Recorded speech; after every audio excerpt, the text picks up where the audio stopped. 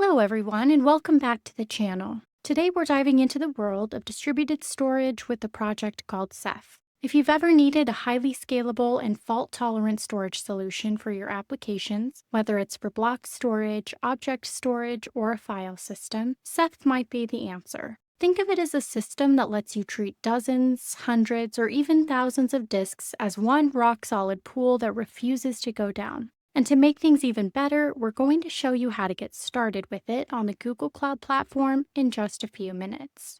First up, we need an environment in Google Cloud. For this demonstration, we'll be using 3 Compute Engine instances to create a small but functional Ceph cluster. If you don't already have a Google Cloud project, pause now and create one, then head over to the Compute Engine service.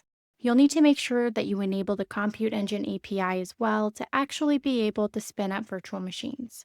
The key thing that we want to configure here is the instance size. For the type of machine, we're going to use an E2, and then for the size, we'll use something fairly small but with dedicated cores. I'm picking an E2 Standard 4, which has 4 vCPUs and 16 gigabytes of memory. This is small enough for a demo, but hefty enough to feel real. Feel free to scale up later if you need more power. I don't need to mess too much with the additional settings on the left here. I think a Debian environment will be just fine for our operating system since it works great out of the box with Ceph. For data protection, we could probably skip backups just for the sake of the demo, but remember to enable them in production environments. However, we do definitely want dedicated disks for Ceph. OSDs, or Object Storage Daemons, are the workhorses of Ceph that actually store your data. So in the storage page here, we'll add additional disks. We'll go ahead and go for something pretty performant like SSDs, and 100 gigabytes is probably good. And just to showcase having multiple disks on each VM, let's go ahead and create 2 of those disks actually. Both will be 100 gigabytes, both being SSDs. Importantly, these disks should be unformatted and unmounted, which is what we've got here. Ceph will handle formatting and managing these disks from here. On the network side, we're going to deliberately give this VM a public IP address. Because this is a demo, we'll use temporary public IPs and lock them down with firewall rules. We need to control traffic through the standard Google Cloud firewall mechanisms. With that configuration ready, let's go ahead and create our first VM. And we'll repeat the process for a couple more VMs.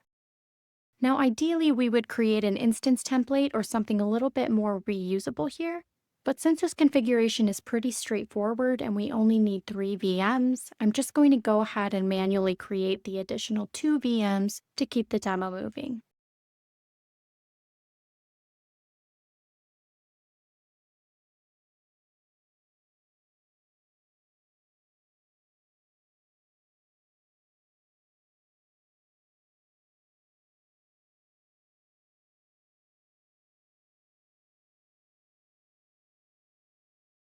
Now for our Ceph storage inside the cluster, traffic will flow over internal IP addresses.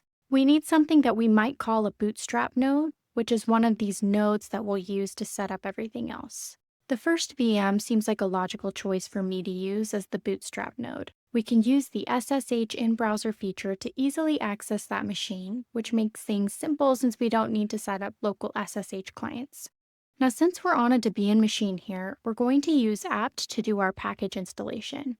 As usual with apt, we'll use sudo apt update first to refresh the package lists, and then install cephadm, which is the recommended way to deploy a Ceph cluster. It manages the daemons and simplifies the entire process of setup. If that installed correctly, we should see the binary accessible in our terminal here. You can verify this by typing cephadm version, and seeing the version string means you're good to go.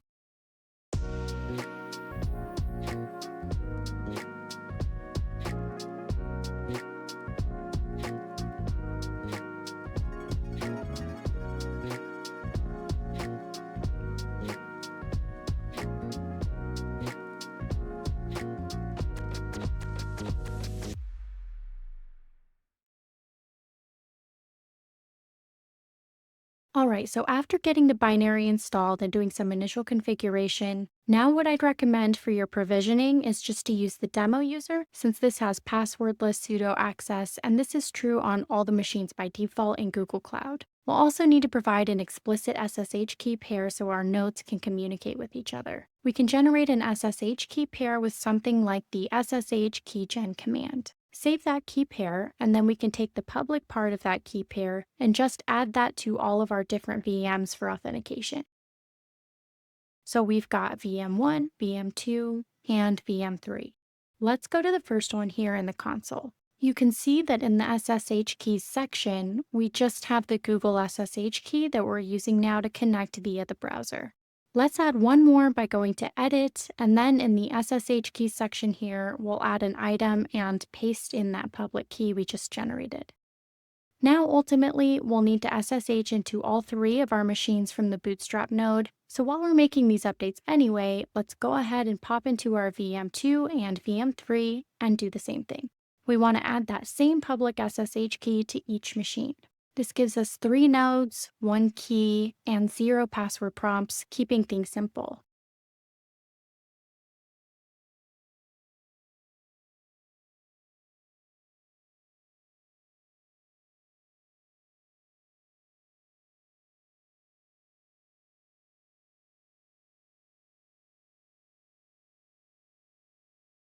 With that done, we should be pretty close to being able to run a bootstrapping command that'll get our cluster up and running. Here's the format of the cephadm CLI that we've been using. We're going to provide our node IP here, which is 10.128.0.2. We're going to use the internal network for our VMs, so on our control node here, that's this internal IP. That's all we're going to specify for now in terms of configuration for bootstrapping, which keeps things simple.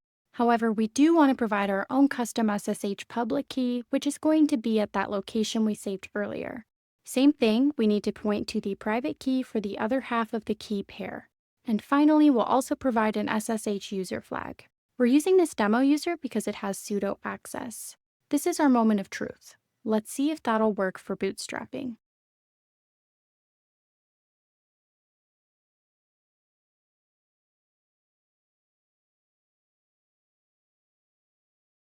Watch the logs as they scroll by. As you can see, we're getting some monitoring components deployed automatically along with this deployment. This includes Prometheus, Grafana, a node exporter, and even Alert Manager. The CLI also outputs a dashboard URL, username, and password. Make sure you copy these now because we will want to access this later, or you'll be forever hunting through logs to find them again. As a little health check, we can use the ceph status command via our cephadm shell. So we run cephadm shell followed by ceph status. This basically just checks on the status of the cluster. Next step, of course, is to add additional hosts to our cluster to scale it out. However, we're going to need to install some requirements first. If we try to just add a host right now, for example, maybe we try to add our second machine and provide both the host name and the IP address, we're going to run into an issue. We need a couple of prerequisites installed first. So let's go ahead and hop onto our other VMs. We can actually just do that via SSH in this terminal here from our Bootstrap node. So let's SSH in using the demo user to our second machine here. All right, as you can tell by this host name here being different, we're now in the second machine, not our original Bootstrap machine. Here we want to update the package lists first, and then since we're using Podman on our first machine as the container engine, let's just do that on this one as well for consistency. So we'll install Podman.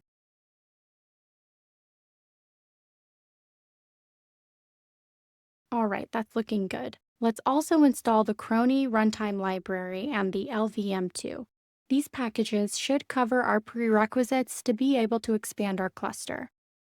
So let's exit here from the second machine and try our new host edition command again.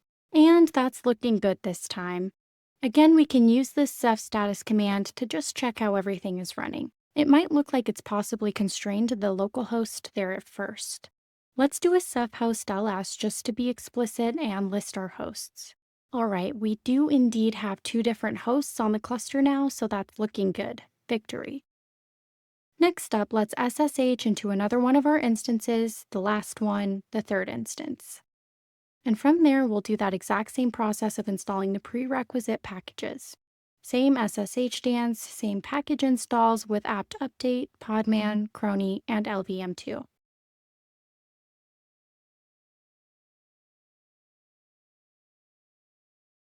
The true test, of course, will be if we can actually add this third host in.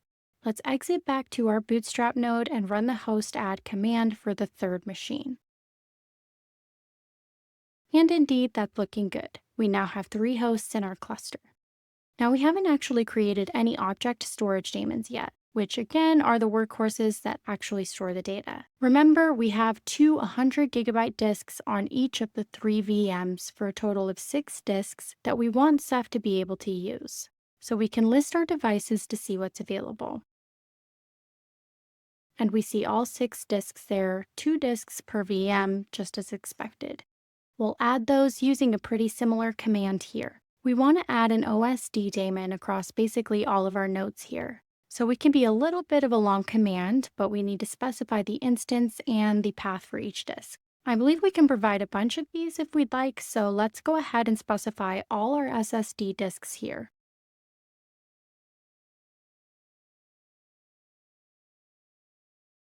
It's possible that it doesn't like us provisioning a bunch of different OSDs at once in a single command.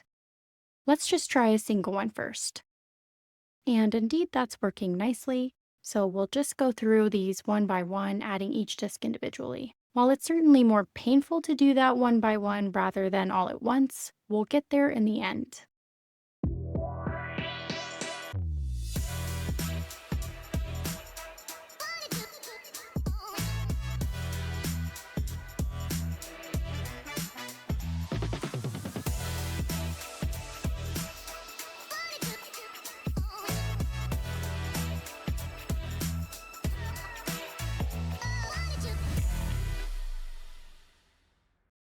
All right, and while it was certainly more tedious to add them individually, we now have 6 OSDs across our 3 hosts. Excellent. Let's basically check all of our setup work since we've done all the basic steps to set up our Ceph cluster. We'll do that using the web dashboard. So as you remember, we saved the URL for the dashboard before, as well as the username and password. It's going to be hosted on this first machine here. Let's add a network tag to our VM so we can create firewall rules for it.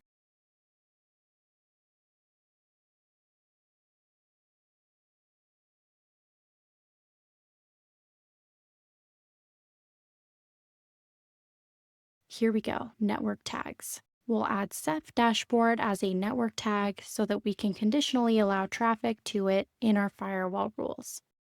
We're going to allow anyone to access this, and note that this is a service on port 8443 using TCP. Let's create that firewall rule now to open up port 8443 for our dashboard access.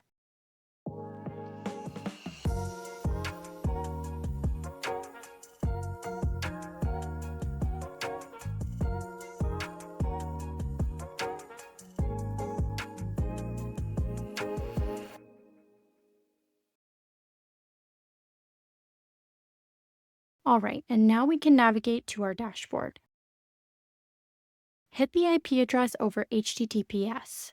Now this is using HTTPS, but obviously not with a valid certificate, just this raw IP-based access.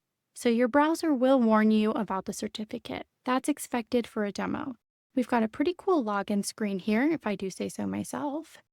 Let's use that username and password that we had noted earlier from the Bootstrap output.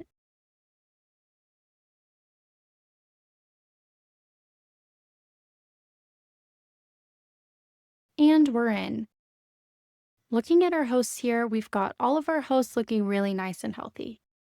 We can see our 6 physical disks as well, all properly detected and managed by Ceph.